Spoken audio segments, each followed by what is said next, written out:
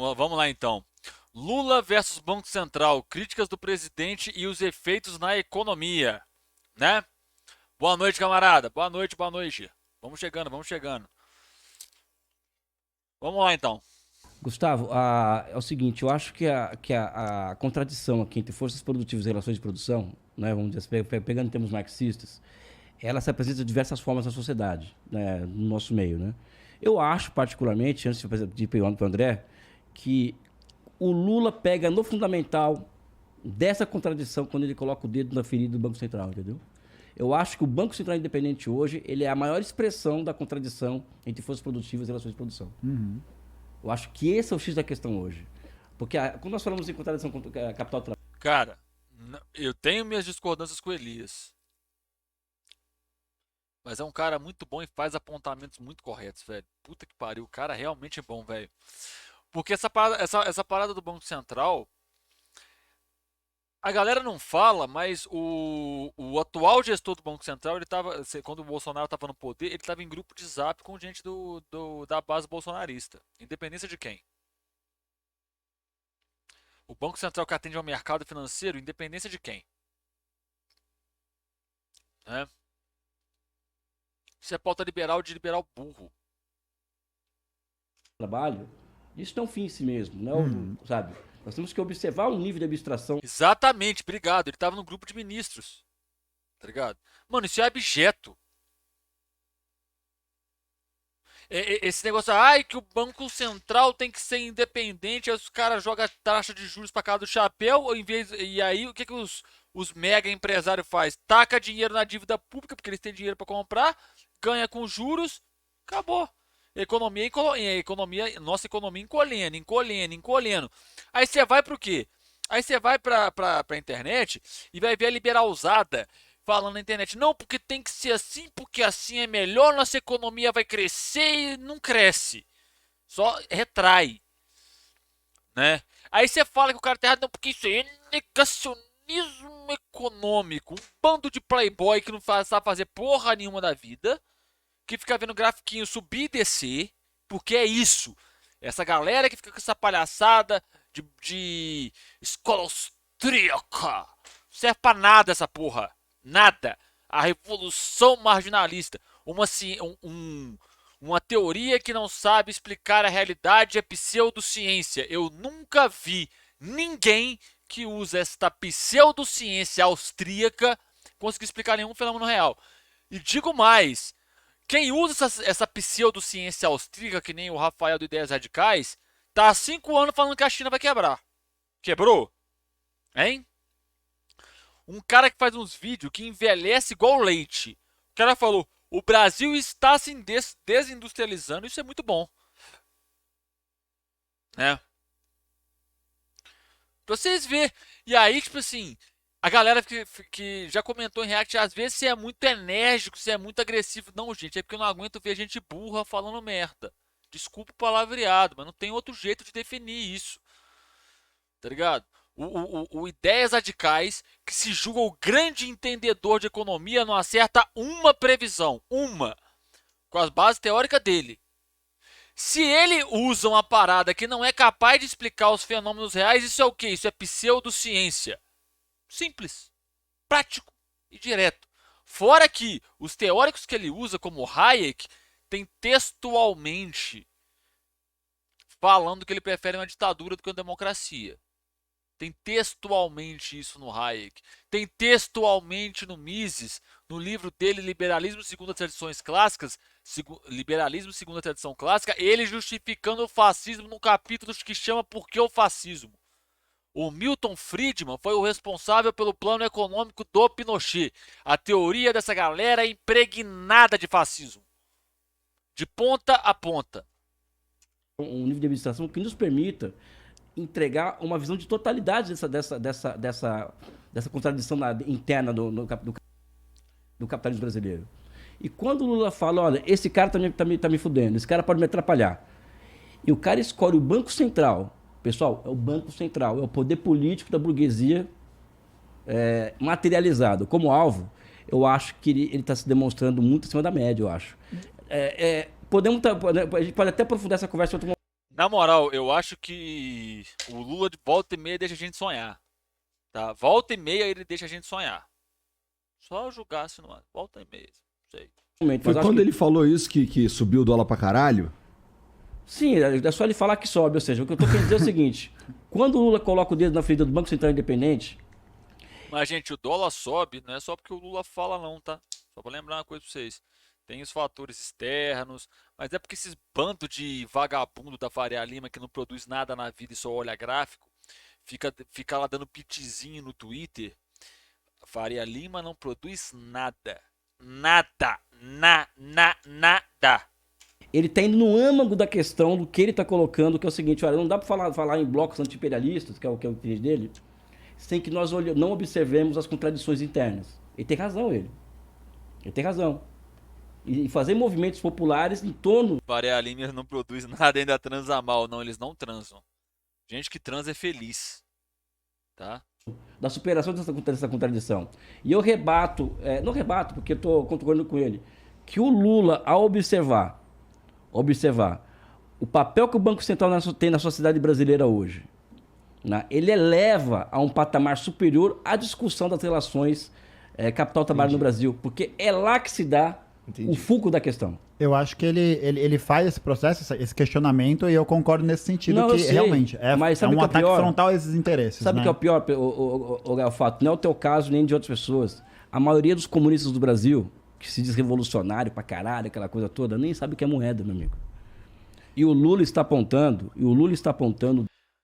Concordo com Elias. Inclusive, é uma parte da minha formação que me falta. Tô sendo honesto aqui com vocês. É uma parte da minha formação que me falta, porque eu tenho muito apego à parte política, né? Até por causa um pouco da minha área de pesquisa, né?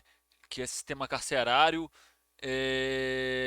Mas eu tenho o Capital 1 aqui. Eu espero em breve conseguir comprar os outros dois, né, e aprofundar, procurar outros livros. Eu tenho vontade de também ler o Smith, até porque o Marx faz a crítica ao Smith, então é importante entender o Smith, né? o dedo na direção desse negócio. Ou seja, ele está fazendo um apontamento estratégico pra gente. Eu acho que esse apontamento ele é fundamental para que a gente possa pensar essas contradições e pensar esse processo de desenvolvimento mesmo das relações de produção. O que, aí na minha leitura sobre esse processo, não significa necessariamente dizer que existe nesse questionamento uma proposta ou uma ideia de superação dessas relações, porque, querendo ou não, mesmo o Banco Central sendo, né, esse âmago da burguesia em algum sentido, ainda existem outros setores da burguesia que se encontram em outras localidades, em outros setores. Mas, enfim, Mas é isso, né? Eu acho, para encerrar esse comentário e fazer uma pergunta para o André, que eu acho que é importante. Eu acho que é lá que é o Comitê Central da Burguesia.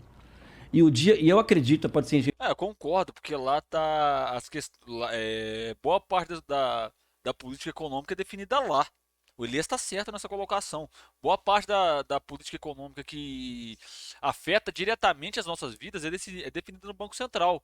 Um bando de tecnocrata liberal que não está nem aí para o trabalhador brasileiro, que não coloca as prioridades do trabalhador brasileiro em questão.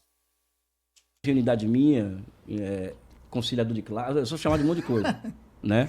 Eu acho que é revolucionário o que o Lula está apontando. Tem um caráter revolucionário. Inclusive, se o Haddad chega hoje e fala, olha, Meu problema é com a Haddad na economia. Gente, a Haddad é um tucano travestido de petista. eu vou convocar o Comitê de Política Monetária e vamos elevar a meta de inflação a 4,75%. Rapaz, para mim isso é revolucionário. Na atual quadra histórica brasileira, você mexendo nas metas de inflação Atual quadro histórico, ele tá escutando muito medo e delírio em Brasília. é revolucionário. Que é o que pode ser feito. Por sinal, na moral, podcast muito bom, tá? Recomendação pra você aí, ó.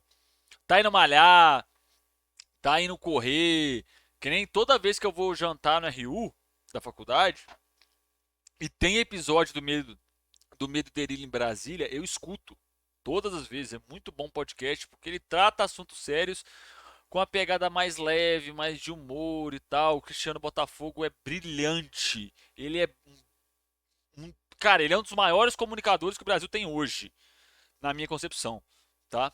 Não, é o que a correlação de forças permite. Não fala que senão o mercado vai explodir. Não, eu Pois é, sei André, disso. exatamente. Isso que ele tá falando aí, eu entendo.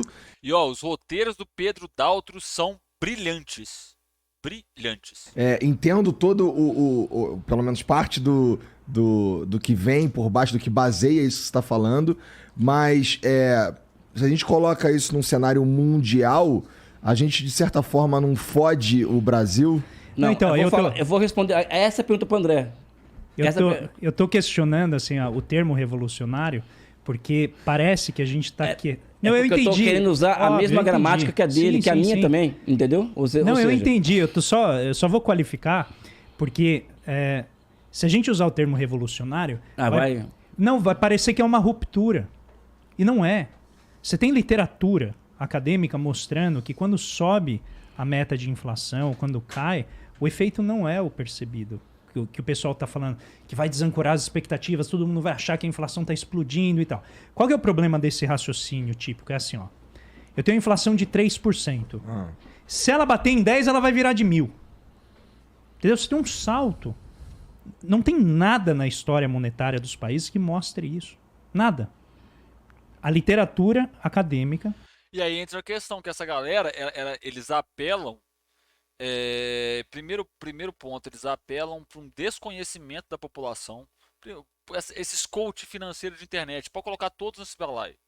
Eles fazem isso mesmo. Eles apelam para o desconhecimento do espectador sobre um determinado assunto e criam um cenário hipotético que não existe. O André acabou de falar isso, esse cenário não existe. E apelam para o medo.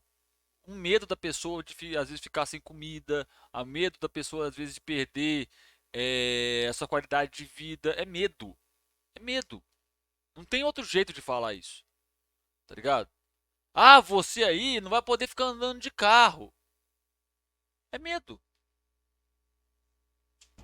Mainstream, coxinha, assim, sabe? Não é revolucionária, né? Ela diz o quê? Até 10% de inflação, você não tem grande mudança na atividade econômica. Então, todo o drama que fizeram com a Dilma e agora com essa inflação que bateu 10%, pela literatura, isso não é nenhum grande desarranjo. É bom trazer de volta? Mas sabe, não é que a gente está no penhasco hiperinflacionário logo... Não, tem uma distância enorme até chegar ao que foi a Alemanha na década de 20, ao que foi o Brasil nos anos 80, ao que é a Venezuela, ao que foi Zimbábue. Não está ali. Entendeu? A gente não tem que começar a reaprender, né, por uma questão de proteção que foi os anos 80, né? Tem um interesse enorme das pessoas de, não, os anos 80, tá vendo? A inflação bateu 8%, vamos saber o que ocorreu nos anos 80. Você fala, não, rapaz, ali era 200% ao ano, 400% ao ano, é outra história, outro processo. É outra realidade, né? Porque aí é isso que eu tô falando. Por isso que eu falo que a parada desses coach financeiro é apelar pro medo, tá ligado? O André acabou de mostrar aqui, gente, falar aqui que tem literatura, tem pesquisas acadêmicas que provam que essa questão da inflação a 10% não é estudo, tá ligado? Porque eles fazem um salto lógico, um salto argumentativo lógico. Porra, mano, na moral, olha os economistas que é formado hoje em dia. Eu vi um garoto postar no Twitter e o cara tá fazendo mestrado em economia. Mestrado. Falar que o que atrapalha a economia é a política. Só que essa pessoa esquece que não existe economia sem relações políticas. A sua relação quando você vai no mercado comprar o arroz e o feijão e a carne para você fazer no almoço, gente, isso é uma relação política. As relações políticas, elas precedem as relações de mercado. A política, ela não é um resultado das relações de mercado e ela não acontece em paralelo, elas acontecem juntas. Por isso, quando você pega os autores clássicos de economia, eles vão tratar o quê? Economia política. Aí pega essa aberração austríaca. Aberração. Aquilo não é ciência, aquilo é uma aberração teórica, aquilo é pseudociência. Tá? Nada me tira da cabeça que aquilo é ciência, aquilo não consegue explicar a realidade. Se não consegue explicar a realidade, é pseudociência. Ponto. Tá? Que faz essa aberração de separar política e economia. Não tem como separar, porque um é o resultado da outra. A política é numa frase de, se você pensar a política e a economia, a política é o sujeito, a economia é o predicado, né? Para tratar em termos mais simples, né? Para existir economia, necessariamente precisa existir política. Mas para existir política, não necessariamente precisa existir economia. Porque quando você senta no bar, não no bar, quando você sai para dar uma volta com um amigo seu para botar o papo em dia, vai caminhar os dois junto, ou você, uma moça sai para caminhar com a amiga dela, aquilo ali é uma relação política, gente. A sua relação com seu pai é uma relação política, ela não depende de economia para existir, não. Só que uma relação econômica, uma relação de troca, ela necessariamente precisa de economia, de política, quer dizer, tá ligado? Separar economia de política é viagem de alucinógenos. Exatamente. Já provou o Paulo Guedes, nem todo minha. Cara, eu adoro, cara, na moral, o Paulo Guedes é um cara, eu gosto de uma coisa nele, porque ele estraçalhou o paradigma de quem tem mestrado inteligente. O Paulo Guedes provou que dá pra você ter mestrado sendo burro pra caralho. Em Chicago, tá? Chicago, no exterior. Título não quer dizer nada. Se aquilo que você faz não trabalha, não ajuda a emancipar a classe trabalhadora, o que você faz não serve de nada. Você é só um tecnocrata que trabalha a favor da burguesia. Se o seu trabalho intelectual não serve para emancipar a classe trabalhadora, você só é um tecnocrata burguês. Ponto. Se não tem visão crítica no seu trabalho, se não tem um propósito no seu trabalho, e esse propósito é emancipar o trabalhador, você só é um tecnocrata burguês. O que você faz não é nada demais. Tá? É simples de entender isso. Tá?